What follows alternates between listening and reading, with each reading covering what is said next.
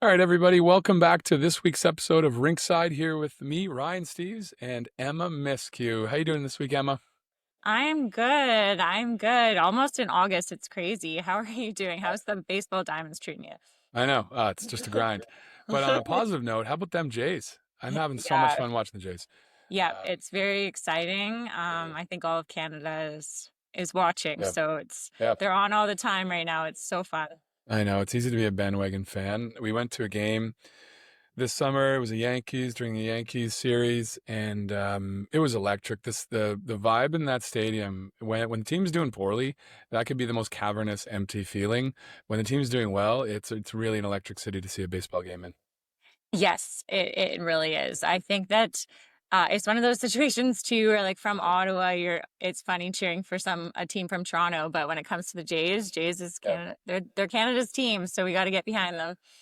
Yeah, and then lately there's been a bit of there's some interesting news stories coming out of the women's sports side in tennis too. Venus Williams has a match. I forget which tournament it was in. And I think becomes one of the oldest women to win on tour. 45 years old, gets the win. And then Jeannie this week too. Her last tour in the Canadian Open, effectively, um, pushing to continue her career a little bit, and then it's retirement for her. So some fun stories out of the tennis world. Yeah, and Vasek Pospisil just retired Yeah. and his long tennis career. He did a Mhm. lot for just growing tennis in Canada and being an advocate for the athletes. So Mhm. happy Yeah, retirement totally. to him. But yeah, some really cool stories. I love seeing athletes that were so good and then taking a bit of a break, but able to come back and still be Yeah. so good. It's that one of those like feel good stories to watch. Mhm. Yeah. No, I know. Some pretty compelling TV for sure. We'll have fun. We'll have fun. So this week we tried to do something a little different with Rinkside. We're in the dog days of summer, and we wanted to reach out to our fans. And so this week we've asked our fans, what are your burning questions? What are some topics? What haven't you heard that you'd love to hear from Emma or myself? And so we put it out there, and we got just a ton of responses. Really cool to see the responses that have come in, either directly to us or via our Instagram account, direct messages. So we've compiled some of what we think are the best and most recurring questions that we get, and we're gonna go at them today, bounce them around. Some I've had from others, which I haven't told you, Emma. So I'm just gonna put you on the spot, and you're welcome to do the same. Yeah, should be Sounds fun. great. Yeah, Want me to read the first question, which was a public comment, and we can start there? yeah, I like this one. Okay. So the question was, I was wondering if you do an episode focusing on how teams are built, focusing on team chemistry versus super teams and Mhm. things like that. Love tuning in for the podcast. Yeah, Okay. that was one of our first comments, public Yeah. comments on the IG account. So thank you for that. I think it's Dan.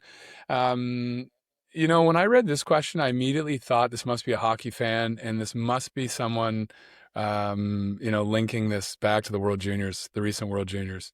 And it made me think of that because I've always looked at team formation and how do you pick teams? And this is going to differ based on which team you're kind of sport you're talking about, obviously. And Hmm. we'll get your input on curling. I know from the hockey world, and this really came to the forefront with the World Junior team. Are you going to overthink it? Meaning, are you going to put a lot of thought into building this perfect team, building position by position, or are you just going to really go for the top 25, top 20 players and go with that approach? And I think most people uniformly criticize the World Junior team during the last World Juniors for taking that. For really taking the overthinking approach. They had what was arguably one of the better teams in recent memory with what was at the time probably the two consensus top first overall picks in the NHL, players that had won at every level. But they left off a lot of talent too, and they were really trying to construct this winning team by thinking about each individual piece. And so when it didn't go their way, they were criticized for leaving off a lot of top talent and Hmm. not just going with the top players. And so I really thought of this question from Dan as getting to that issue.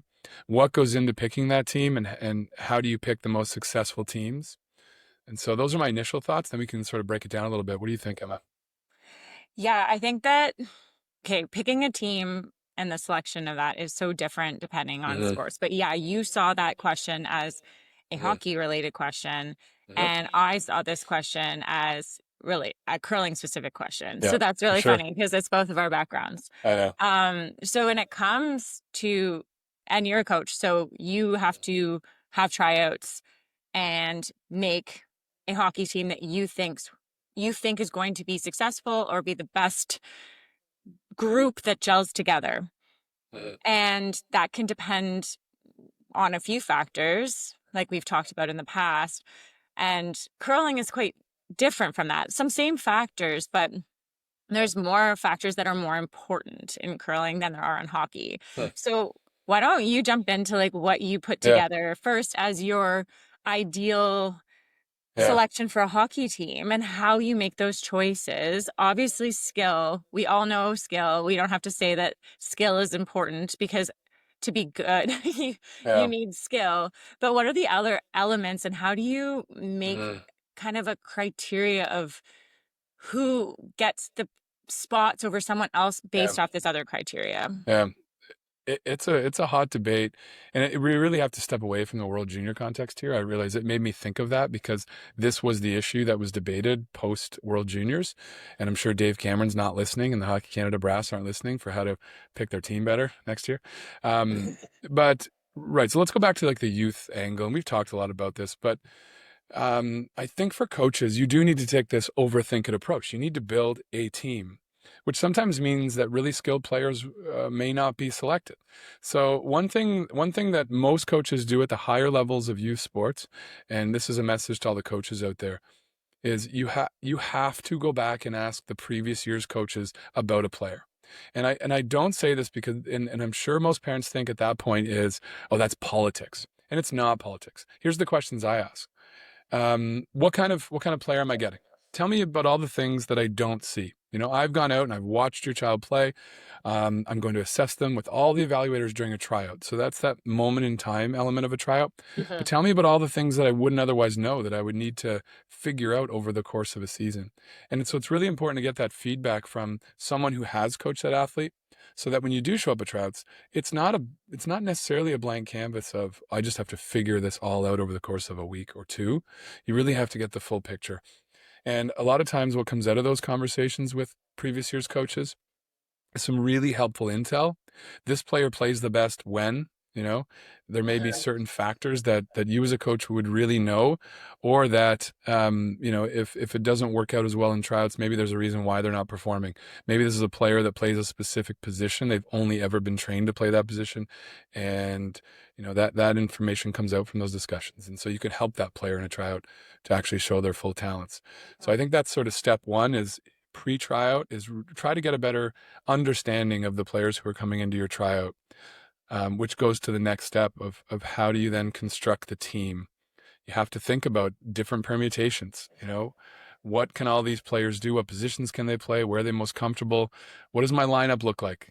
I in my tryouts start formulating line combinations. I know it sounds crazy, but how can you then get to your formed team without having thought about who might play where, who might play with whom, those types of things. So I think all the good coaches at the higher levels of youth sports are actually thinking along those lines. They're not just ranking players 1 through 17 and taking those players. There's a lot more to it. So that's sort of phase one.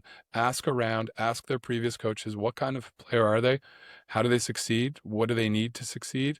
What are Mhm. they like off the ice? What kind of teammate are they? It's a big thing, especially as we get older parents. You have to listen to that. What kind of teammate are they? And then Mhm. the most feared question in youth sports, what kind of parent am I getting? Am I getting a supportive parent? Am I getting a toxic, selfish parent? Am I getting an over-involved parent? Coaches want to know that. And that's not always a reason why the child won't be selected, but it's really important to know going in what kind of player and family you're getting, Mhm. which helps form that team. So yeah, Note to all parents, don't yeah, be that parent that's going to totally. cause your So easy to say. team or your play or your kid to not get picked for a team. Yeah. That's, yeah, the supportive parent is always the best way to go. So Yep. try to be that. Yeah, 100%. Yeah. Yeah. Yeah. So let's talk. Tell us about Team Homan. So I threw you the hypothetical. A player leaves Team Homan. Hmm. How do you replace that player? What's the process look like in the curling environment? Yeah, so there's a number of factors. I think that one of the things in curling that's so unique, given that there's only four of us, four or five. Mm-hmm. We have five players with Rochelle right now, so Mm-hmm. she's our alternate and she's Mm-hmm. fantastic. We need to have we spend so much time together. We Yeah. need to have good team dynamics. Like that is Mm-hmm. the most important part, I think, for success. I think that it becomes really challenging when you have a player or players on a team that don't get along with others. Yeah. It just creates a tension both on and off the ice. And because we travel so much together, that off ice time, you're not just leaving the rink going home, and you only spend the training time together. Like we spend weeks at a time basically together. We are usually two to a room. um so we're spending, you're basically not alone. So Yeah. that's like very important, that not only you get along with the person that you're rooming with, but that you all get along, because we're always together, and everyone's going to Right. have their moments where they're like Yeah. having a bad day or something, but it just can't be a consistent thing. So that is almost more important than skill in a way. Mm-hmm. Because you can, if you get someone who works really hard, because I think that's another element that's very Yeah. important to us, is just you have to work hard. And if you're not working as hard as everyone else on the Mm-hmm. team, it's frustrating, because you're like, I'm doing everything that I can do. Yeah. Why aren't you? So that's another element that is like very Good point. important to for our team as a decision to who to bring on. We want someone who Mm-hmm. we know we don't have to be like, "Are you practicing?" Yeah. We want that just to be That's a norm. automatic. We know it's Yeah. happening, and we don't have Mm-hmm. to ask those questions. And then the other factor that's like very important too is like, depending on the position that this player would be playing, are they a good sweeper, both from a physical standpoint but also a judging standpoint. So when I say Mm-hmm. judging, in curling, you can be a really good sweeper and you don't put the rock where it needs to go, because you either sweep it too hard and it goes too far, or Mm-hmm. you leave it too long and it comes up short. Yep. And it's a finesse sport. It's something that it's hard to put the rock on the right spot every single Right. time, but you want to be the best judge of, so we call it, you like, judge of weight. So it's the Right. rock speed is like, that's the weight. Right. And so we would call it, you want to be the best judge that you can, Mm. as well as strength. So if the person that you're bringing on is going to be sweeping, that is a factor, because sweeping is so important now Yeah. compared to years and years ago, when the equipment probably wasn't doing a whole lot. So you weren't really affecting the rock that much. Now Right. it's very much affecting the rock. And the more that you can, if you're a great sweeper and you get a rock just by a guard, or you just get it to its position to be shot rock, that can Mm. be the difference between winning and losing a game. Right. So those are all very important to selection of a player on the team. Yeah. But I still think that the team dynamics is kind of first and foremost, like, can't completely trump everything else, but Mm-hmm. it would be a very unenjoyable year if you Yeah. really didn't like someone that was on your team. Yeah, and you jog my memory. This is something we've talked about before on previous episodes during the tryout discussions we've had, and that's, yeah, team dynamic is typically something that a lot of coaches will, they'll make their team and then they'll try to create a good culture and a good team environment. Whereas you can start that in tryouts. Coaches really should be starting that evaluation in tryouts. Get down on the ground with the players, interact with them during tryouts. Don't just be that coach up in the rafters that assesses and ranks players 1 through 15. Get down on the ground and experience the players and hear what they have to say. Another thing you mentioned too, it's super important in how to build that successful team is, as you said, Emma, selecting the people who have that innate willingness to grow and learn, Hmm. and which then begs the question, how on earth can you assess that? And I think, you've got access to past coaches. Ask them, what kind of player Mm. is this? Do they have that willingness to learn and grow and be a part of the development path that you've created? Or are they just the type of player that has their parent in their ear, meaning whatever I say goes, don't listen to that coach of yours. Um, and so, yeah, you get some good intel from coaches. And then, like I mentioned, get on the ground during tryouts, put something in a player's ear, see how they respond in a tryout setting. Are they going to try it, or are they going to be so, dedicated to their own way of doing things? Yeah, and something very good point. Something also that you're discussing this perspective from a coach perspective. Yeah. So you're sharing how you make your team Hmm. because you make a team that you're not playing on. We make our Hmm. own teams. Yeah. Everyone in curling makes their own teams. There's no coach to make this team, and especially Yeah. maybe in other countries, but in Canada, you are creating your own team, Hmm. if which can be good in that you're not forced to play with anyone that you don't want to play with. But Right. at the same time, if you have to make a team change, we are the ones who do that, and we are considered the bad guys Yeah. because there's no coach to say, sorry, this isn't working, you're no longer Hmm. part of this team. We have to do that ourselves with someone Yeah. that we've been playing with, training with for however many years. Yeah. And that can come with a lot of backlash, especially when we're Hmm. a team that's in the spotlight. uh, it can Yeah. be it can be a little bit traumatic, to be honest. Yeah. Yeah. So that's one of the downsides. We do, fortunately, that doesn't happen all that often, especially on Yeah. our team. We really try to build a team that will last for some time, but it is very hard when we do Yeah. have to do that. Yeah, and I mean that's part of our listener here. Dan's question was, how do you build teams? How are they built? Focusing on team chemistry and those types of things, I think was the way he framed it. Mhm. And that, again, I go back to the World Junior team because this was a criticism at the time was Dave Cameron's inability or resistance to juggle lines and try different things and find that chemistry. And now that's a very different team formation where you're looking at a team for like 2 weeks. You're not talking about a team that's going to grow and play together for a full season, maybe like your team or a traditional hockey team, not a tournament style team. But yeah, there's so many little tiny elements that are now being tried by high level coaches to find that team chemistry. It's not enough now to put all the top players on a team and call it a day. There's a lot more that goes into it, and that's really apparent at the highest levels of sport, obviously, Mhm. and how teams like the Florida Panthers can have continued success when maybe they don't have all the best players, but they really do have a team. Yeah, they work well Yeah. together. And that was part of the Mm. question, was like super teams. Yep. And I think that that's a super team can look very different than what you would think on paper. It's not just taking all the top athletes, or in hockey, like the most Yeah. high paid athletes, and putting them all together, because that doesn't necessarily mean that they're going to work well together. It's Yeah. about everyone going onto a team that are going to work well together and do their jobs properly and work as hard as they possibly can, Mm. for each other, not just for themselves. It's about wanting to win for your teammates. And I think once Yeah. you get that mindset of, I want to win for them, not for myself, that's when a team Mm. is formed. Like that's when everything gels. Mm. That's when you see the Yeah. success. Yeah, and there's no right answer, obviously, in how a team is built. Like I said off the top, I view it as sort of a 1 and 0, right? It's like you can take the overthinking approach, which is the way Hockey Canada did it, or you can take the super team approach and just put all the best players on a surface together and call it a day.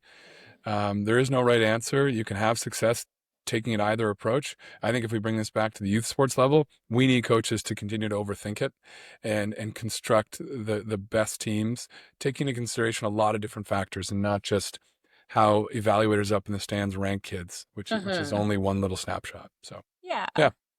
Cool. Well, that was great. Thanks, Dan. And I think many people had that question on their mind, and so yeah, I think that's great.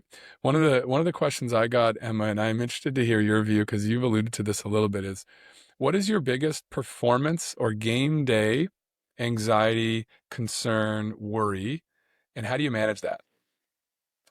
Um, so yeah, without Okay. any more prompting, Yeah. I totally put you on the spot, and this is a question I got in the context of hockey, but it's going to be very different for you and how just how curling operates and in that ISO sport where it's just you for a moment.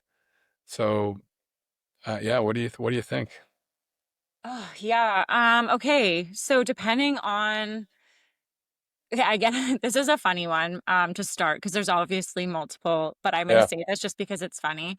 But when it comes to like big events or big like the trials is coming up for us or like the worlds or the Scotties, like the Mhm. bigger ones, I always have like weird dreams that I like slept through a game or Yeah. like like Oh, we got stuck and we nightmare. didn't get there, like our flight. So like dreams that you can't even be part of it, sort of Yeah. thing, like you didn't. So those are Right. funny because that's definitely like an anxiety driven thing that you think about kind of Mhm. subconsciously prior to sleeping that would cause a dream Mhm. like that. So I call them nightmares Yeah. because I wake up and Yeah. because sometimes they're so real, you have to think for a second and Yeah. be like, no, no, it hasn't happened yet. That's not real. Oh gosh. Um, so that's kind of more funny because Yeah. it's not Yeah. actually something that has impacted anything. But in terms of game day, I think that one, we've gotten in some traffic heading to the rink before and like not leaving Mm. early enough to be there on time to get a good warm up in and being rushed before the game is something that causes me a lot of anxiety. Yeah. Last or a couple of years ago, on between the hotel and the rink, there was a train. So we were in Kamloops. It was for the Scotties, and the train was just stopped on the track that was blocking the road from us getting Oh no. to the arena. And I just start sweating. Like I can't, it's like, Yeah. when's the train going to move? It's not like it's moving and we know the end is coming. It's just Yeah. sitting there. We don't know when it's going to go. So then we did a quick little map and it looked like we could go under the train somewhere else. So we just did a U-turn and got Oh out my of there. gosh. But I was like, how long would we have been there? It just, Yeah. there's no end in sight. So stuff like that causes me some Yep. anxiety. And then always just start the game if it just seems like the um like atmosphere, like if Mm. just someone it seems like someone's a little off or a little tired or not feeling well or whatever, I get a little Mm. anxious to start the game being like, okay, what's this going to look like? But Yep. then once we're on the ice, everything kind of just falls into place. Mm. In the first couple shots, my first couple shots of the game, I'm usually like my heart rate's a little bit higher, and then once I'm good. Yeah. So it's just like Interesting. to start the game.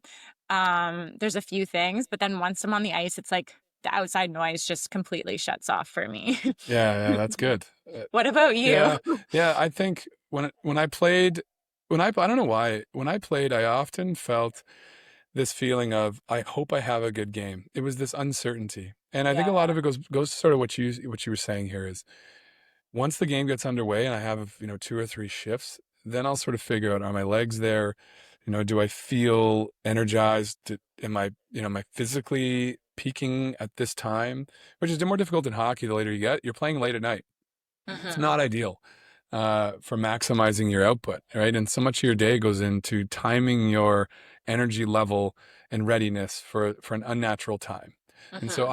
I always I felt that a lot through college and professional hockey, where that's the feeling of I just hope I'm going to play well. And I wish, the hindsight of all this, and this is the message to athletes that I now give them is take that worry out and do more to dictate that. And there's tangible things you can do as an athlete to make sure you do play well so you're not worried about it. And that is often that first shift, the first throw, the first sweep for you, right? Is do something that gets you into the game mentally so that you truly believe that you are now having an impact and you're ready to go. So if it's hockey, it's, my dad always say, get a hit in your first shift. It Hmm. rocks your system and just gets your mind focused and or make a good play. Do something that you do well. Make sure you do that in your first shift, so that it gets your mind over that hump of, okay, now I'm in the game. Now we started. I'm ready to do my thing. So that was always a worry for me, just feeling like it was out of my control and learning to bring it within my control. Yeah, yeah, Yeah, that makes a lot of sense. It's nice on almost in hockey to be able to do something physical to yeah, get yeah, just like grounded a little bit. yeah. Um, Yeah, sweeping helps a Hmm. little bit with that, but not quite the same as a good hit. No, no, that would, I don't even imagine what kind of trouble that would get you into if you just decked somebody, Emma. That Yeah. would be, yeah. Yeah, I probably a good Um, amount. yeah, exactly. Uh, One question that I get a lot, and I'm curious if you also get this, and I actually have never asked you, do you mm, still play hockey recreationally? mm. A little bit, yeah. Okay. Yeah, I, yeah, go ahead. no, I was gonna say, do you enjoy it or is it a little bit frustrating because you're not training like you Yeah, were when you were at your peak? yep, And do you find that you get chirped a little bit because yeah, people know that you've been quite successful? yeah. Do you feel that I always pressure a found it bit? like, yeah, totally. In those men's leagues or charity games or whatever, it was I always called it a lose-lose. If you Yes. if you play at your best and you try really hard, then you get chirped by the other team for being that ringer that comes in and just tries too hard. If you don't play Hmm. well enough, then your teammates are mad at you because you're not playing well enough and you're not the ringer that you're supposed to be. Yeah, so that was always a weird tension I found when I was actively playing and playing in those types of things. I have to say in Ottawa, the quote unquote men's league, the top levels of men's league are really, really competitive here in Ottawa. We have a lot of hockey talent here. The leagues are full of players fresh off of playing at high levels like major junior or university level hockey or even professional hockey. So you can have it be as competitive and as taxing as you want and to sort of satisfy that really competitive edge because that never goes away. You're Hmm. going to be retired from curling, Emma, at some point and still go out on the ice one day and still have those juices that flow. They're never going to go away. And so whether that's, beer league hockey with some really good players, you're still competitive. And Hmm. so yeah, I do play a little bit, but now with coaching, the times are getting so late.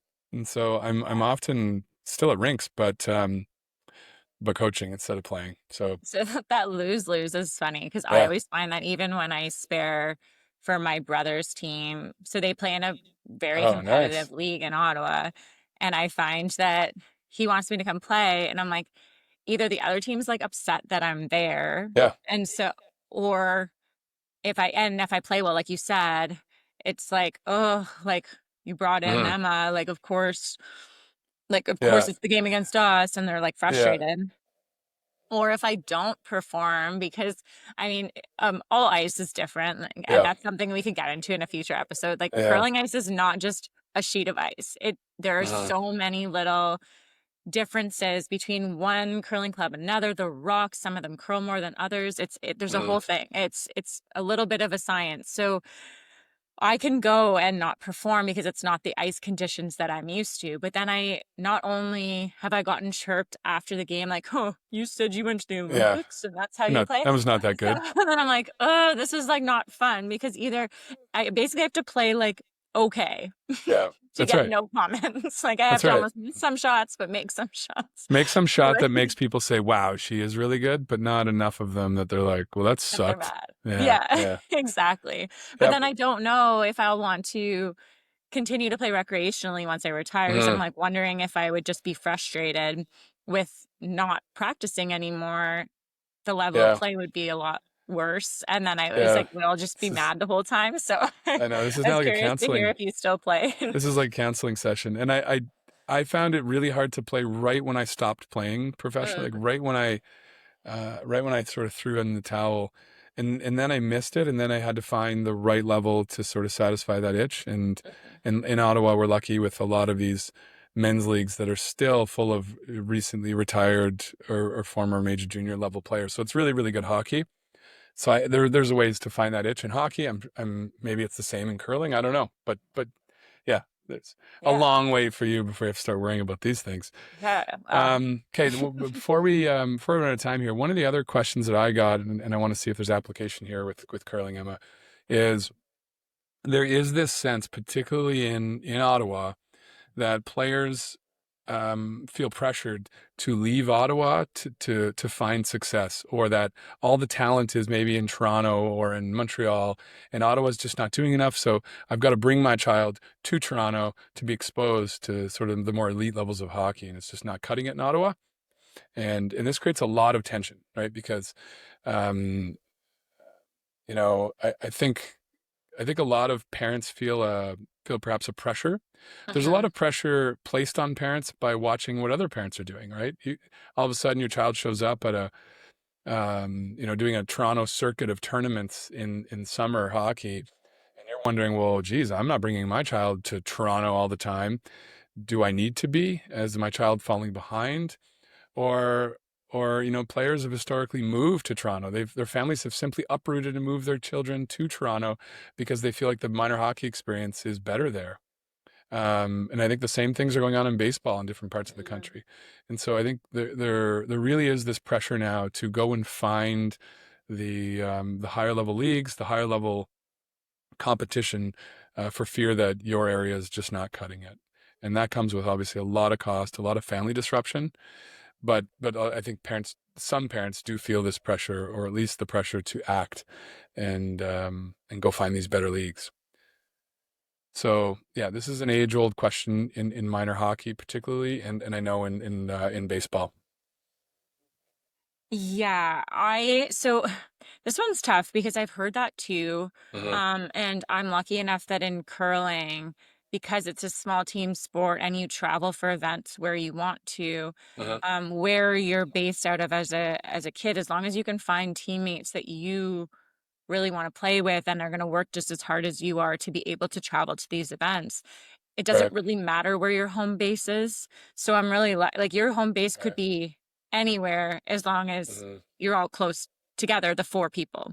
So in bigger team sports, if you're on a team that's not as good, but you're a really good player on that team, but you can't get the success to be able to get Uh-huh. noticed, I could see how that could cause some erase some alarm bells. Um, Uh-huh. to be able to or want to say like, let's go and to Toronto or whatever, wherever we're going to get Uh-huh. noticed more. What I would say, and I think it's something that we've talked about in the past, is being the best player on a bit of a weaker team might get you actually more noticed than being a one of the like lower Uh-huh. gets less play players on a really good team, and you Uh-huh. might actually learn more because you're going to get more time, playing time, more like let's say for soccer, like you'll have the ball more. Yeah. You'll learn how to score more goals because you're going to have the ball more. And I think that can almost outweigh the benefits of moving somewhere into a brand new team. Totally. That being said, I haven't had to experience that myself, but I do Yeah, think you're that lucky. you notice a really good player on a like mediocre team more than you would notice Uh-huh. a, that same player on a team of stars who might not even pass the puck. Like you Uh-huh. don't like I know you always have to, but Uh-huh. Uh-huh. maybe that I don't know, maybe you just go to Toronto and then don't get noticed at all. So I just Yeah, that's I a good think point. that as long as you're on a team that you enjoy, you're enjoying your time and Yeah. you're working as hard as you can, regardless of where you're from, you're gonna get noticed. Yeah. How do you Yeah, I feel about know. that? Yeah, I mean, I think you're right. And I know there's people listening who are living this, the decision tree in minor hockey from, it does start, the pressures can start at 12 years old, right up till 16, where there's this draw, right? Come to Toronto because we have the best leagues, we have the top players, we will get you noticed more than you will by staying in Ottawa. And that's Mhm. sort of the direct decision tree in our little lives here in Ottawa.